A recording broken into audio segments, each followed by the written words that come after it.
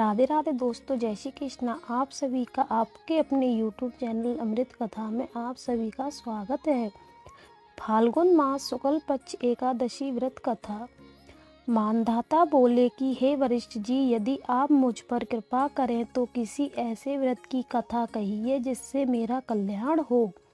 महर्षि वरिष्ठ बोले कि हे राजन, सब व्रतों से उत्तम और अंत में मोक्ष देने वाले आमलकी एकादशी के व्रत का मैं वर्णन करता हूँ। यह एकादशी फाल्गुन माह के शुक्ल पक्ष में होती है। इस व्रत के करने से समस्त पाप नष्ट हो जाते हैं। इस व्रत का फल 1000 गोदान के फल के बराबर होता है। अब मैं आपसे एक पौराणिक कथा कहता हूँ, आप ध्यानपूर्वक सुनिए। एक वैदिश नाम का नगर था जिसमें ब्राह्मण, क्षत्रिय, वैश्य और शूद्र चारों वर्ण आनंद सहित रहते थे। उस नगर में सदैव वेद ध्वनि गूंजा करती थी तथा पापी, दुराचारी तथा नास्तिक उस नगर में कोई नहीं था। उस नगर में चैत्ररथ नाम का एक चंद्रवंशी राजा राज्य करता था। वह अत्यंत विद्वान तथा धर्मी था। उस नगर में कोई भी व्यक्ति दरिद्र व कंजूस नहीं था। सभी नगरवासी विष्णु भक्त थे और आबाल वृद्ध, स्त्री पुरुष एकादशी का व्रत किया करते थे। एक समय फाल्गुन मास के शुक्ल पक्ष की आमलकी एकादशी आई। उस दिन राजा, प्रजा तथा बाल वृद्ध सबने हर्षपूर्वक व्रत किया।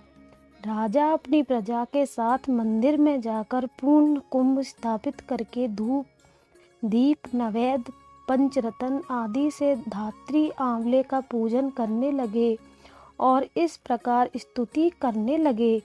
हे धात्री, तुम ब्रह्म स्वरूप हो। तुम ब्रह्मा जी द्वारा उत्पन्न हुए हो और समस्त पापों का नाश करने वाले हो। तुमको नमस्कार है। अब तुम मेरा अर्घ्य स्वीकार करो। तुम श्री रामचंद्र जी द्वारा सम्मानित हो।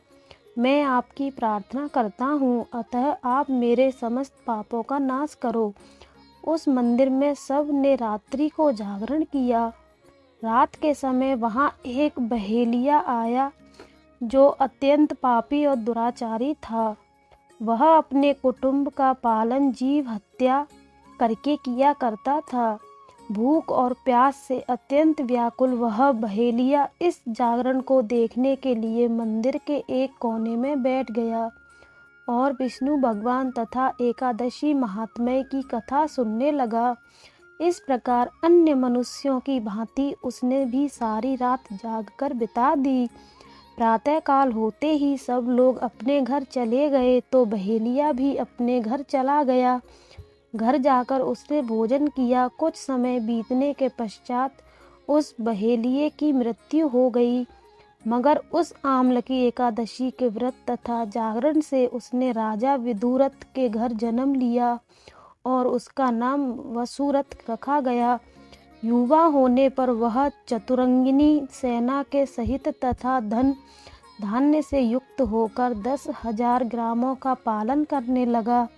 वह तेज में सूर्य के समान, कांति में चंद्रमा के समान, वीरता में भगवान विष्णु के समान और क्षमा में पृथ्वी के समान था। वह अत्यंत धार्मिक, सत्यवादी, कर्मवीर और विष्णु भक्त था। वह प्रजा का सम्मान भाव से पालन करता था। दान देना उसका नित्य कर्तव्य था। एक दिन राजा शिकार खेलने के लिए गया। देव योग्य से वह मार्ग भूल गया और दिशा ज्ञान न रहने के कारण उसी वन में एक वृक्ष के नीचे सो गया। थोड़ी देर बाद पहाड़ी मलेच्छ वहां पर आ गए और राजा को अकेला देखकर मारो मारो शब्द करते हुए राजा की ओर दौड़े। मलेच्छ कहने लगे कि इसी दुष्ट राजा ने हमारे माता पिता, पुत्र, पौत्र आदि अनेक संबंधियों को मारा था तथा देश से निकाल दिया है, अतः इसको अवश्य मारना चाहिए। ऐसा कहकर वे मलेच्छ उस राजा को मारने दौड़े और अनेक प्रकार के अस्त्र शस्त्र उसके ऊपर फेंके। वे सब अस्त्र शस्त्र राजा के शरीर पर गिरते ही नष्ट हो जाते और उनका वार पुष्प के समान प्रतीत होता। अब उन मलेच्छों के अस्त्र शस्त्र उल्टा उन्हीं पर प्रहार करने लगे, जिससे वे मूर्छित होकर गिरने लगे। उसी समय राजा के शरीर से एक दिव्य स्त्री उत्पन्न हुई।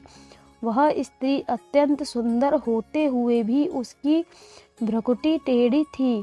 उसकी आँखों से लाल अग्नि निकल रही थी, जिससे वह दूसरे काल के समान प्रतीत होती थी।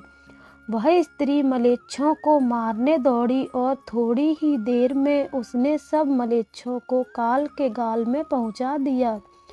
जब राजा सोकर उठा तो उसने मलेच्छों को मरा हुआ देखकर कहा कि इन शत्रुओं को किसने मारा है? इस वन में मेरा कौन हितैषी रहता है? वह ऐसा विचार कर ही रहा था कि आकाशवाणी हुई, हे राजा, इस संसार में विष्णु भगवान के अतिरिक्त कौन तेरी सहायता कर सकता है? इस आकाशवाणी को सुनकर यह राजा अपने राज्य में आ गया और सुखपूर्वक राज्य करने लगा। महर्षि वशिष्ठ बोले कि हे राजन, यह आम्ल की एकादशी के व्रत का प्रभाव था। जो मनुष्य इस आम्ल की एकादशी का व्रत करते हैं वे प्रत्येक कार्य में सफल होते हैं और अंत में विष्णु लोक को जाते हैं। दोस्तों, अगर आप सभी को हमारी वीडियो पसंद आई हो तो हमारी वीडियो को एक लाइक अवश्य करें और चैनल को जल्दी से सब्सक्राइब करके बेल आइकन बटन प्रेस कर दीजिए, जिससे कि हमारी आने वाली वीडियो की नोटिफिकेशन आप सभी को मिल सके।